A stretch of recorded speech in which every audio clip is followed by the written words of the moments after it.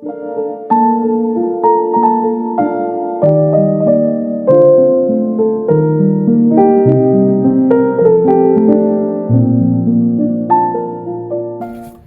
pumili ng The Phoenix card, ito niyo reading.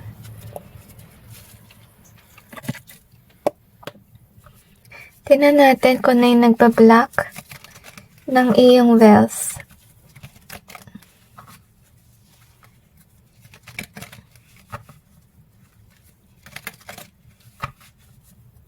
I'm sensing Bishop.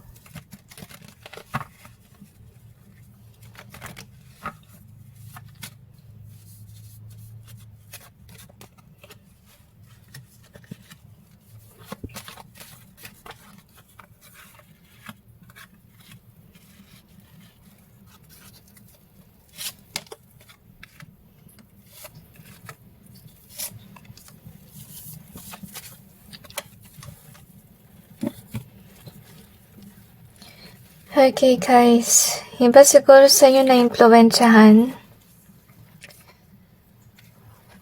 I-clarify natin yung cards.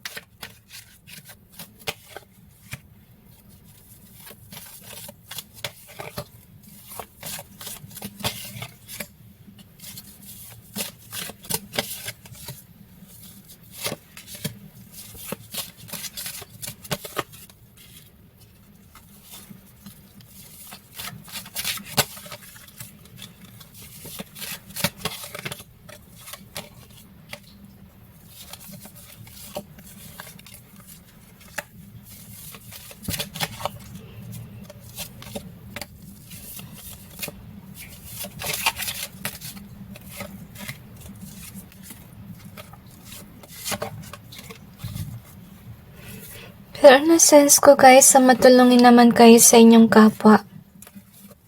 Which is good, okay? Maganda yung vibe mo.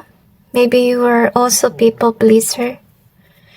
Kaya, I feel na naiyak ka kasi hindi mo maiwasan yung mga kaibigan mo na nag-impluwensya sa'yo.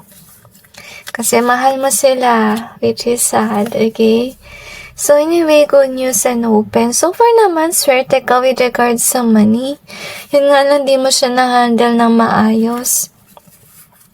So in the sweetheart and this one, so I feel siguro takot kayo na baka may magalit. Okay?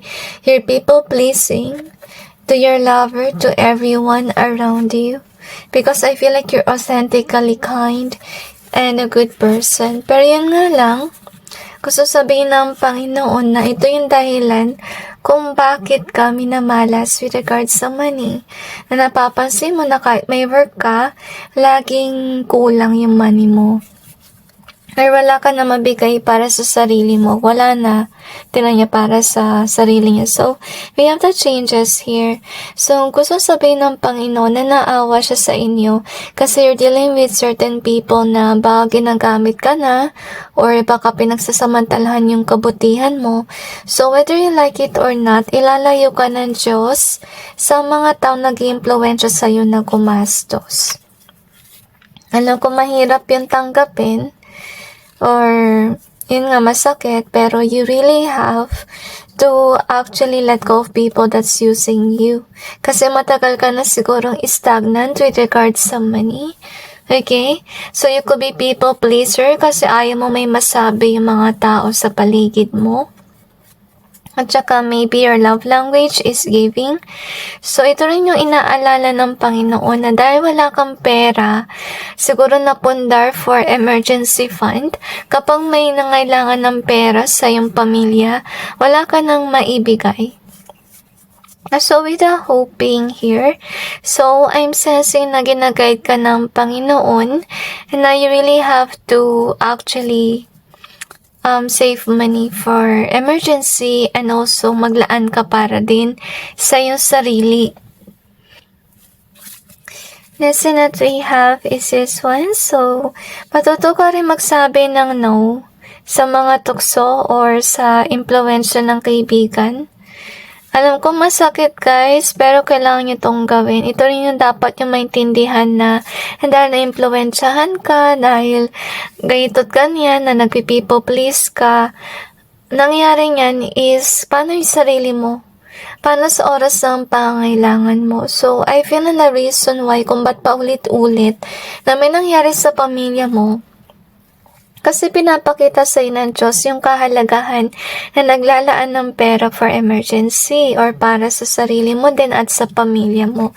Hindi lang pwede yung people please ka ng people please sa mga tao sa paligid, okay? So, ito yung siguro yung anxiety mo na, hindi maging happy yung barkada mo. Paano ka naman? But with regards to destiny, guys, ito yung dapat na ikaw. Honestly, na mayaman ka dapat. Pero isipin mo na nawala to, sa napunta, hindi nyo dapat mong isipin, okay? So, I feel na mabait ka talagang tao. Talaga yung mga tao sa paligid mo, gustong-gusto ka maging kaibigan, kamag-anak, okay? Kasi mabuti ka, nakakatulong ka sa kapwa mo. Pero, I feel na gusto ni God na intindihin mo naman yung sarili mo, naawa siya sa'yo. Kasi, hindi ka nakaipon. Hindi ka nakapagpapundar. Okay, so yung payo ko sa inyo guys, try nyo mag-budget, i-try nyo yung envelope method. Marami kang makikita nun sa YouTube. Suggestion ko lang maglagay ka for charity, maglagay ka rin para sa Panginoon, tapos maglagay ka for expenses and for savings, for emergency fund and so on. Makikita mo na lang yun sa mga envelope method na pagsasave, okay? So we got the Phoenix here, and it says your new face rekindle, renew, transformation, growth, change your mind. So I feel na gusto sabihin ng Panginoon na magbago ka. Okay, hindi naman yung sinasabi na magdamot ka. Yung ayaw lang niya is nakikita niya inaabuso ka na ng mga tao.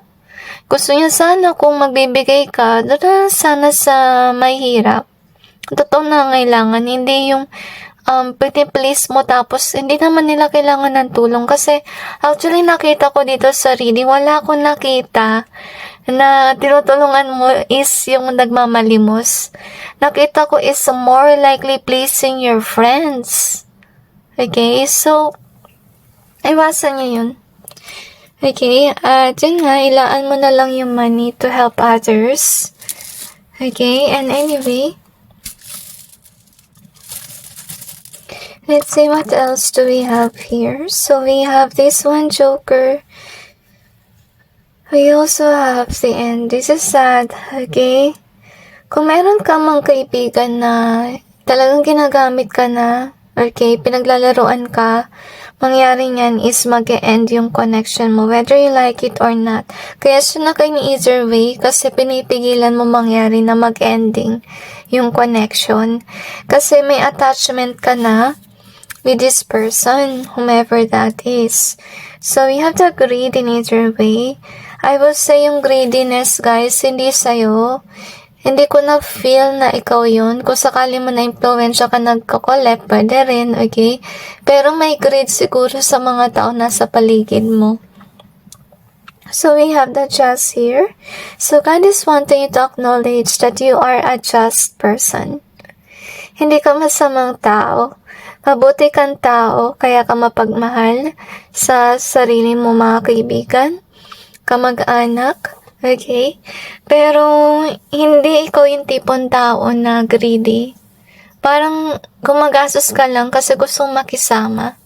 Pero yun nga lang, napupunta sa mali yung money.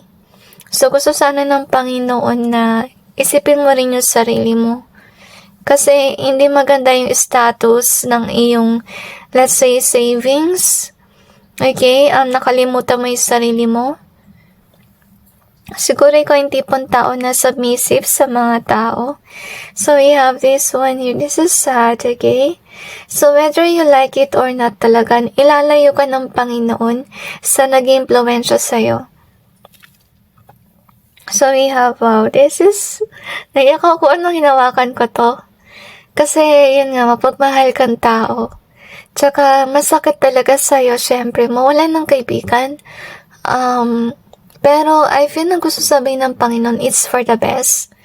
Kasi, yung nangyari dito is, meron kang bagay na hindi mo na nagagampanan. Like, maybe, kung meron mamanghingi sa'yo ng pera, wala ka nang mabigay kasi nag-people please ka. Okay?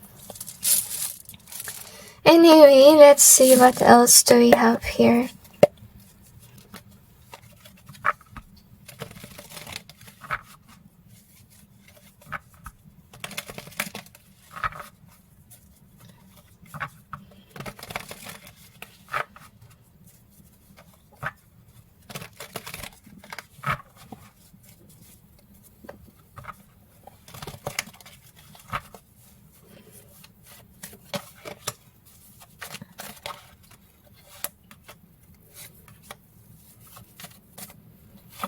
Okay. May dati na tao sa iyong buhay na itatry ka na ilagay ka sa wasto. Kasi I feel like whomever yung darating sa iyong buhay, upright siyang tao. Tsaka magaling siyang mag-handle ng pera. At tsaka I feel na what do you call this? Gagawin ka niyang passionate sa pag-iipon at sa pag-iintindi rin ng iyong sarili. Kasi yung nawala dito is yung tinatawag na self-love. Hindi ko naman nababanggit sa'yo na kailangan maging makasarili. Pero minsan guys, kailangan mo rin isipin yung sarili mo, yung future mo. Okay? Yung gawin mo na lang, kung may ka talaga magbigay, yun nga, maglaan ka ng envelope or ng pera para sa charity. Para kay God din, okay? So, yun yung gawin mo. Kasi, ito yung nangyari sa iyong buhay na hindi mo na alam kung saan ka patungo. Parang you're somebody na oo na lang ng oo. Maybe sa person na talagang humahawak sa'yo sa leeg, okay? Kinokontrol ka. At I feel na naiyak ka kasi ito yung reality hugs to you. But yet guys, kailangan nyo magising. Okay? Hindi pwedeng ganyan lagi. Kasi remember, yung pinadama sa'yo ng pandemya, we are all learning to survive, right? Survival mode yung COVID. Paano ka makasurvive kung nakadepende ka sa tao, sa desisyon ng iba? So, yun ang dapat mong sanayin na this time around, you really need to help yourself. Okay? Anyway, so yun nga yung madalas ka mawala ng money dito. So yun nga, may bilaan darating sa yung buhay. Darating siya sa oras na nasa kawalan ka ng money. At I feel na siya yung mag-encourage sa'yo. At saka ipupush niya yung iyong self-confidence din. Kasi baka nangyari dito guys, just like which resonates and libadas, maybe there's somebody in your life na dominant yung energy. Tapos, sunod-sunuran ka na sa kanya. At yun nga, dahil nga sa kinokontrol ka niya, wala ka na natitira for yourself. Okay? And anyway, actually, nafe-feel ko talaga yung energy sa aking mata na naiyak. Naiyak na kayo, hugs to you. So, take some time to heal and realize things. Tapos, on your end, you really have to, i-practice yun na yung sinabi ko sa inyo na you really have to save money. You really have to invest some money on the right things. Okay? So anyway, that's it guys with regards to your reading. I just hope this may give you some insight about your situation. And God bless all of you.